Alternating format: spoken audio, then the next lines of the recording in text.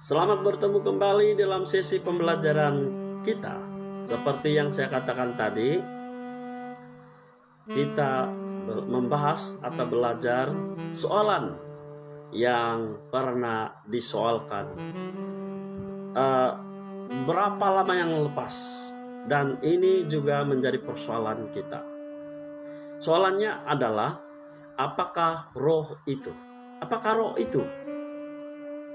Nah, saudara-saudari yang kasih dalam Tuhan, roh itu tidak berdaging, tidak bertulang, menurut Lukas 24 ayat 39. Mari kita membaca sama-sama. Lihatlah tanganku dan kakiku, aku sendirilah ini, rabalah aku dan lihatlah, karena hantu tidak ada daging dan tulangnya, seperti yang kamu lihat padaku. Ini adalah kata Yesus.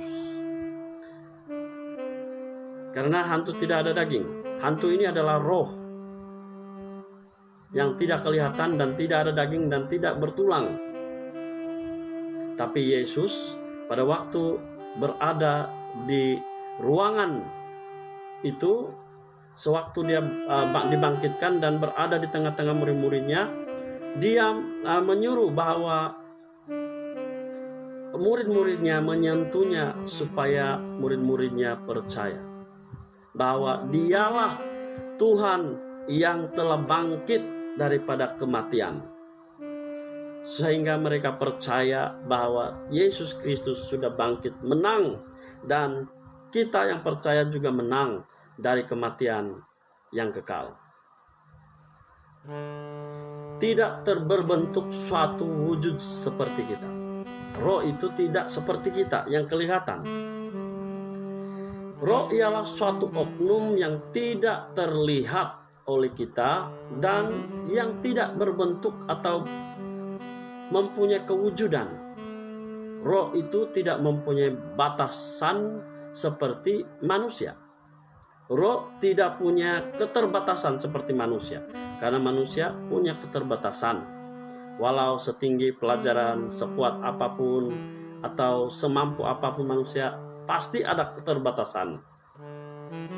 Jadi kalau kita mengatakan Allah itu roh, ini berarti bahwa Allah tidak ada rupanya, tidak bertubuh seperti kita, tidak terlihat oleh kita dalam keadaan kita sekarang. Maksudnya kan sebelum ini harus menyembah di dalam roh dan kebenaran.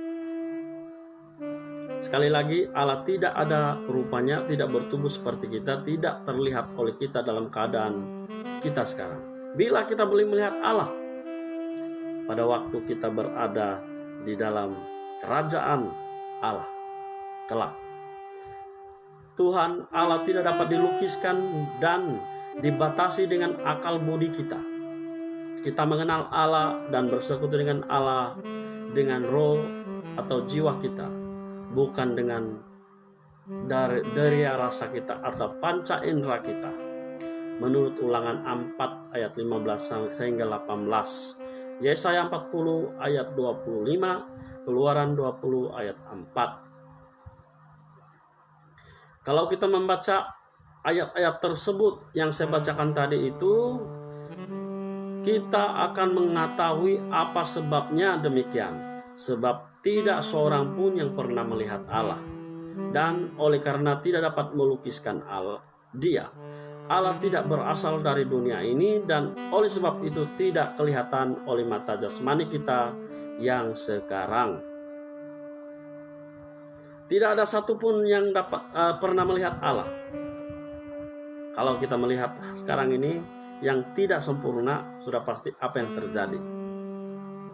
Sebab itu kita tidak dapat melukiskan bagaimana bentuk Allah itu. Karena Allah itu bukan berasal dari dunia ini, dan kita tidak dapat melihat mata jasmani kita. Tidak dapat dilihat dengan mata jasmani kita sekarang. Tetapi kelak kita akan melihat Allah di depan mata kita. Kita menyembah Tuhan di depan mata kita pada waktu Yesus Kristus datang kedua kali. Itulah hidup kita bergaul dengan Allah 24 jam.